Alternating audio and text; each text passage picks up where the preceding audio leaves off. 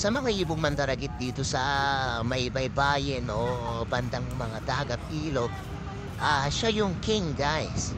At hindi lang basta-basta ang kanyang pangalan na basta na lang ipinangalan pagkat of course may dahilan yan kung bakit siya yung kingfisher. Napakatalino kasi nito, guys, na manguha ng isda at magagaling. Magaling ang kanilang technique sa pangunguha ng isda, guys. Kaya sila napangalanan kasi nga magaling sila at matalino, guys, ha. Kung may nakita kayo na panood na mga video na sila na mismo yung nagpapain ng something para kumagat yung mga isda.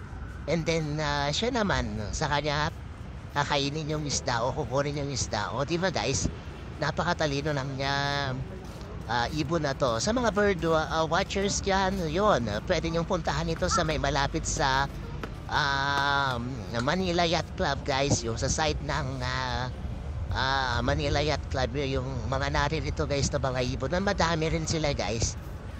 Kaya tara, punta natin sila.